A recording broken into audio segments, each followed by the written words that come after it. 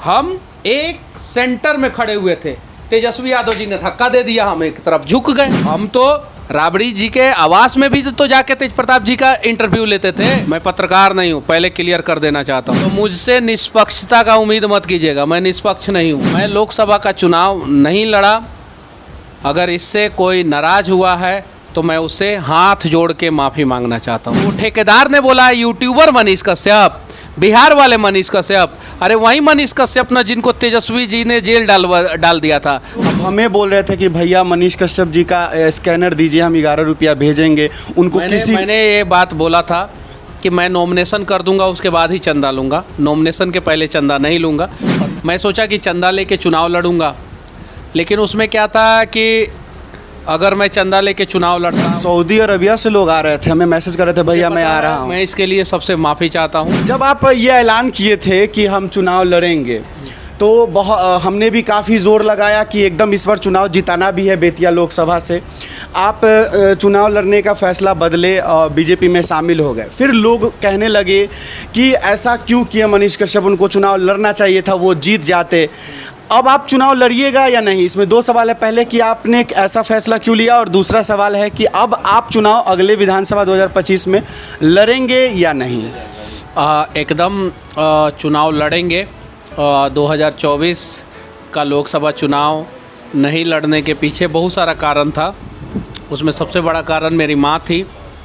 चूँकि मैं जेल के अंदर था, सलाखों के अंदर था, 9 महीना जेल का सज़ा काट के आया था। उस बीच जो है कोर्ट कचहरी का जो है लगातार दौड़ हो रहा था। ये चीज़ें है। मैं फाइनेंशियल रूप से क्रैश हो गया था, मेरे पास पैसे वैसे कुछ नहीं थे।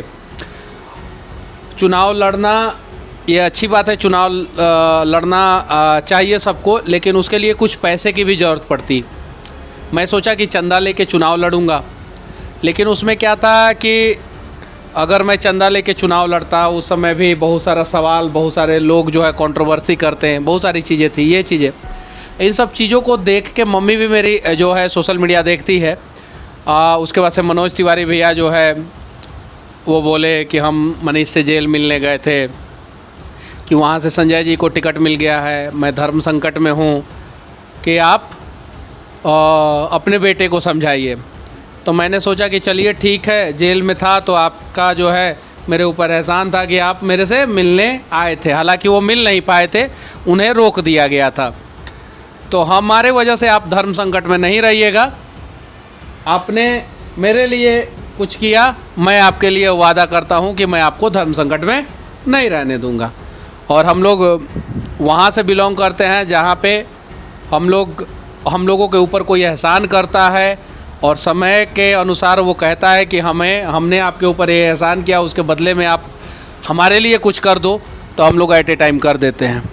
और मैं इस वजह से जो है चुनाव नहीं लड़ा। भैया बहुत लोगों को, बिहार के जो जनता है उनको किसी भी नेता से कोई उम्मीद नहीं था, शायद अभी भी नहीं है। वो सभी लोग आप पर ट्रस्ट किए, क्योंकि मुझे भी मैसेज आता था, बहुत मैसेज। विधानसभा में हम लोग चुनाव लड़ेंगे और विधानसभा में जाएंगे और लोगों के उम्मीदों को पूरा करेंगे, ये मैं वादा करता हूँ। धोखा नहीं होगा। देखिए, भरोसा कीजिए आप लोग। अगर मैं उस लायक हूँ तो मौका दीजिए, अगर मैं नहीं लायक हूँ तो मेरे से अच्छा आदमी को मौका दीजिएगा। मैं विधानसभा चुनाव लड़ूंगा।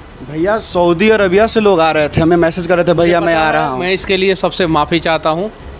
अगर ये मेरी गलती अगर आप लोग समझते हैं कि मनीष कश्यप ने ये गलती किया है, तो मैं आप लोगों से माफ़ी चाहता हूँ। ये चीज़ें हैं। भैया वो लोग हमें बोल रहे थे कि भैया मनीष कश्यप जी का स्कैनर दीजिए, हम 11 रुपया भेजेंगे उनको। मैंने ये बात बोला था कि मैं नॉमिनेशन कर दूंगा, उसके बाद ही चंदा लूँगा, नॉमिनेशन के पहले चंदा नहीं लूँगा।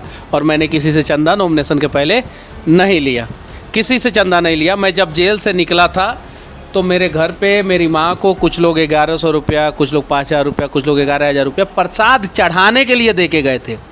क्या चीज़ के लिए? प्रसाद चढ़ाने के लिए, कि मनीष कश्यप के लिए हम लोग प्रसाद भाखे हैं इस मंदिर में कि मनीष कश्यप जी से मुलाकात नहीं होगा तो माताजी आप जाके प्रसाद चढ़ा दीजिएगा, या मनीष भाई को बोल दीजिएगा लेटर के साथ। चुनाव लड़ने के लिए नहीं, चुनाव लड़ने के लिए मैं किसी से 1 रुपया चंदा नहीं लिया। तो 500, 1000, 2000 जो रुपया दिए थे उनकी संख्या 5-7 10 लोग थे वैसे लोग। तो उन लोगों ने बोला था कि प्रसाद चढ़ाने के लिए, तो मैं चुनाव लड़ने के लिए किसी से चंदा नहीं लिया था। लेकिन जो ये भैया विरोधी लोग को हम कैसे जवाब दिए जाए, या आप क्या कहिएगा? वो हम तो समझा के थक गए कि ऐसा। देखिए, जीवन में विरोधी खत्म, आपकी तरक्की खत्म। विरोधी होने चाहिए, विरोध भी होना चाहिए, करने दीजिए। मुझे उन सब चीज़ों से फ़र्क नहीं पड़ता, मैं अपना काम अपने हिसाब से करता रहूँगा। लेकिन भैया झूठ बोलना कहाँ तक सही? हमको गुस्सा आता है भैया। दीजिए, जिनको जो बोलना है बोलने दीजिए, उससे मुझे कोई फ़र्क नहीं पड़ता। मैं अपना काम कर रहा हूँ और मैं अपना काम अपने हिसाब से करता रहूँगा। भैया आपने इतना अच्छा काम ख़त्म हुआ है पूरे बिहार में, बताइए कोई ऐसा एक व्यक्ति का नाम बताइए। मैंने पुल पे केस किया कि नहीं, PIL फाइल किया कि नहीं? अररिया वाले पुल के बाद जो है मैं श्रेया के परिवार वालों से मिलने गया कि नहीं? मिलने गया। उसके बाद से मैं अभी हजारीबाग में अमन भाई के परिवार वालों से मिला कि नहीं मिला?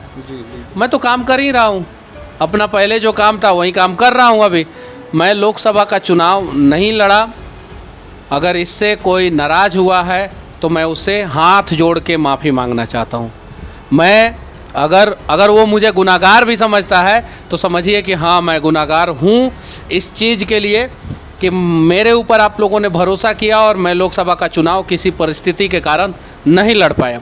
लेकिन मैं वादा करता हूँ कि मैं और निखर के आऊँगा और मजबूती के साथ आप लोगों के लिए काम करूँगा। विधानसभा चुनाव 2025 एकदम पक्का? मैं कोई किसी को अंधकार में नहीं रखना चाहता हूँ। मैं पत्रकार नहीं हूँ, पहले क्लियर कर देना चाहता हूँ।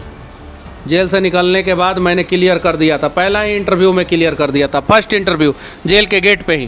क्योंकि जेल जाने से पहले मुझे भी कन्फ्यूजन था कि मैं पत्रकार था। तो मुझसे निष्पक्षता का उम्मीद मत कीजिएगा, मैं निष्पक्ष नहीं हूँ, मैं निष्पक्ष नहीं हूँ, एकदम क्लियर कह रहा हूँ। ना मैं पत्रकार हूँ ना मैं निष्पक्ष हूँ।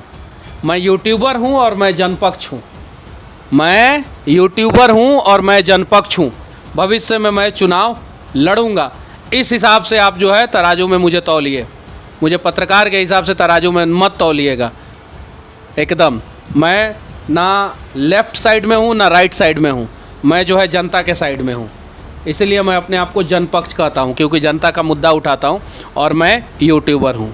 बिहार से जो भी लोग ट्रेन में जाते हैं बाहर प्रदेश, रोते हुए जाते हैं, उनका रोक कब, मतलब उनका ये सफ़र कब बंद होगा? 2 दिन पहले पूना से मुझे फ़ोन आया था एक, जिसमें एक वर्कर थे, वो रो के फ़ोन किए थे कि मेरा जो है भैया 3,20,000 रुपया, कितना? 3,20,000 रुपया जो है वो ठेकेदार रख लिया है। मैं और मेरे परिवार के 4 लोग जो है लगातार काम किए हैं इसके यहाँ पे। उनका पिताजी काम किए थे, उस आदमी का भाई काम किया था और उनकी वाइफ काम की थी। 4 लोग काम किए हैं और ये ठेकेदार 3,20,000 रुपया हमारा रख लिया है। हम बोले कि आप एक बार ठेकेदार से बात करा दीजिएगा। तो उन्होंने बोला भैया दोबारा फ़ोनवा उठा लीजिएगा ना। हम बोले एकदम बिल्कुल। मैंने उनका, मज़दूरों का मैं काम करता हूँ, मैंने उनका नंबर सेव किया। फिर उसके बाद से उनके ठेकेदार महोदय से बात किया और संयोग से महाराष्ट्र में मैं जाके बहुत सारा वीडियो बनाया हूँ, शाहरुख खान और भी बहुत सारे मैटर पे मैंने वीडियो बनाए। तो जब ठेकेदार महोदय से जब मैंने बात किया तो मैंने बोला कि मैं मनीष कश्यप बोल रहा हूँ। तो वो ठेकेदार ने बोला यूट्यूबर मनीष कश्यप, बिहार वाले मनीष कश्यप, अरे वही मनीष कश्यप ना जिनको तेजस्वी जी ने जेल डाल दिया था। हम बोले हाँ। तो बोला कि हम इसका पैसा दे देंगे, कोई विवाद नहीं, कुछ झंझट नहीं, सीधे। मैंने बोला मनीष कश्यप बोल रहा हूँ, बाकी का इन्फॉर्मेशन उस ठेकेदार ने दिया और अगले लाइन में कहा कि भैया हम 2 दिन के अंदर इस आदमी का पूरा पैसा दे देंगे। आप बताइए भैया कितना पैसा है इनका, हम हिसाब भी नहीं करेंगे, पूरा का पूरा दे देंगे। मैंने बोला कि उन्होंने बोला है 3,20,000। भैया 2 दिन के बाद फ़ोन करके पूछ लीजिएगा, सारा का सारा पैसा दे देंगे। 2 दिन के बाद फ़ोन करके पूछे, उस लेबर का सारा पैसा मिल गया। अब उस चीज़ का जो है कहाँ किस मुद्दे का वीडियो बनाए हम लोग। IGIMS में किसी को बेड की ज़रूरत पड़ती है, मदद करते हैं। दिल्ली एम्स में किसी को बेड की ज़रूरत पड़ती है, मदद करते हैं। इलाज की ज़रूरत पड़ती है, उसके लिए मदद करते हैं। तो हम अपना काम पहले भी करते थे, अभी भी कर रहे हैं। हम एक सेंटर में खड़े हुए थे, तेजस्वी यादव जी ने धक्का दे दिया, हम एक तरफ झुक गए। हम बीच में खड़े हैं और आप धक्का दीजिएगा तो हम राजीव भाई की तरफ नहीं जाएंगे? जाएंगे कि नहीं जाएंगे? तेजस्वी जी ने धक्का दिया, हम तो राबड़ी जी के आवास में भी तो जाके तेज प्रताप जी का इंटरव्यू लेते थे। लेते थे कि नहीं लेते थे? हम तो मतलब कि हर मुद्दों पे बात करते थे। तेजस्वी यादव जी जबरदस्ती धक्का दे के जो है हमको गिराने का प्रयास किए, हम एक तरफ झुक गए। और हाँ, हम झुके हुए हैं और हम उसी हिसाब से वीडियो बनाएंगे, उसी हिसाब से आप लोग मेरा वीडियो देखिएगा।